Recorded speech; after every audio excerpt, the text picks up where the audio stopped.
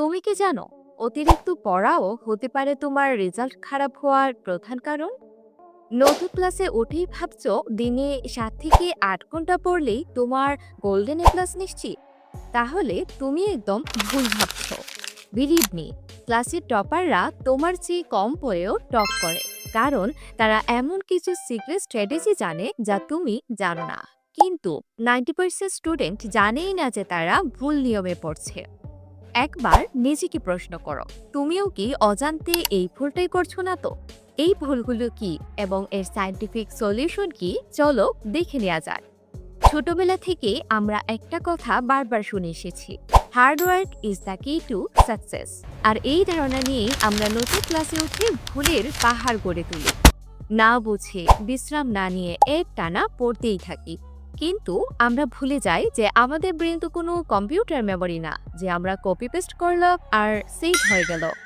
Science বলছে এই ভুল পদ্ধতির কারণেই পড়ার 48 ঘন্টার মধ্যেই আমরা প্রায় 80% তথ্যই ভুলে যাই। বিজ্ঞানের ভাষায় একে বলা হয় দ্য ফরগেটিং কার্ভ। তাহলে উপায় উপায় একটাই, ব্রেইনের এই ভুলে যাওয়ার সিস্টেমটাকে হ্যাক করে ফেলা। আজ আমি রিভিল করব সেই 3টি সিক্রেট ব্রেন হ্যাক যা ব্যবহার করে টপাররা কম পড়েও সাধারণ স্টুডেন্টের চেয়ে অনেক গুণ এগিয়ে থাকে। চলো দেখে নেওয়া যাক সেই 3টি brain hack. The first hack is active recall. সোজা কথায় ব্রেনকে একটু চাপে ফেলা। লিসেন, গল্পের বইয়ের মতো শুয়ে বসে রিডিং পড়া আরামের হতে পারে, কিন্তু এটা কি তোমার জন্য ভালো? মোটেও না। কারণ আরামের সময় ব্রেন অনেকটা ঘুমিয়ে থাকে, আর পড়া মনে রাখতে হলে ব্রেনকে জাগিয়ে তুলতে হবে। তাই আসল কাজ শুরু হয় যখন তুমি বইটা ধপাস করে বন্ধ করে ফেলো। নিজেকে চ্যালেঞ্জ করো, আচ্ছা এই পেজে আমি কি কি পড়লাম। বিলিভ মি, যখনই মনে করতে গিয়ে তোমার ব্রেইনে চাপ পড়বে, বুঝে নিও ঠিক ওই মুহূর্তে পড়াটা তোমার পার্মানেন্ট মেমোরিতে সেভ হচ্ছে। আর অ্যাক্টিভ রিকল করার সেরা উপায় হলো ফ্ল্যাশ কার্ড। সঠিক নিয়মে কিভাবে ফ্ল্যাশ কার্ড বানাবে এবং ব্যবহার করবে এই নিয়ে ডিটেল ভিডিও আমার চ্যানেলেই দেওয়া আছে। আই বাটন বা ডেসক্রিপশন থেকে দেখে নিও, পড়া মনে রাখা হবে আরও easy. Second hacks, the Feynman technique. সত্যি করে বলো তো, পরীক্ষার হলে প্রশ্ন দেখে কি তোমার মাথা ব্ল্যাঙ্ক হয়ে যায়, সব পড়া গুলিয়ে ফেলো?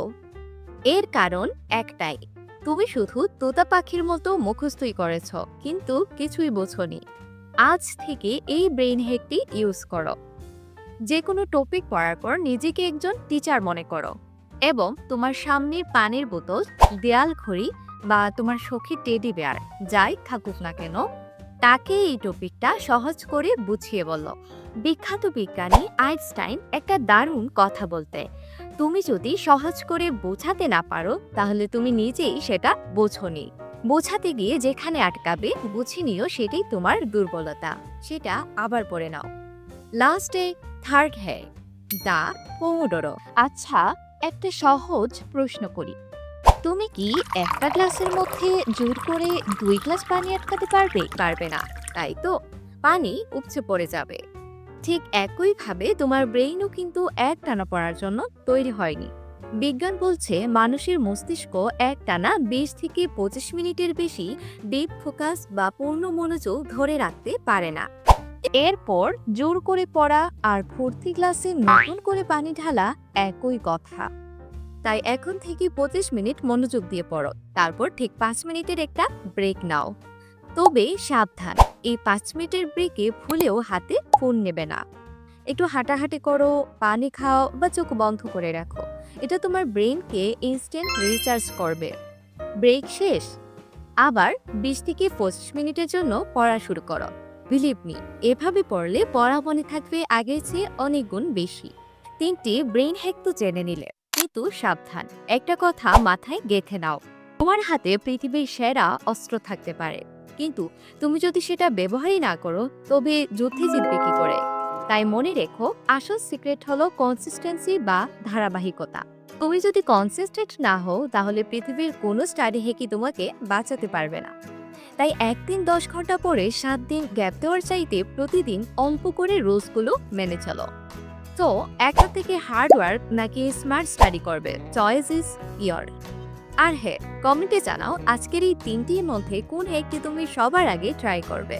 অ্যাক্টিভ রিকল, ফাইনম্যান টেকনিক নাকি পোমোডোরো? আর এগুলো নিয়ে কোনো প্রশ্ন থাকলে নির্দ্বিধায় কমেন্ট করে জানাও, আমি উত্তর দেওয়ার চেষ্টা করব।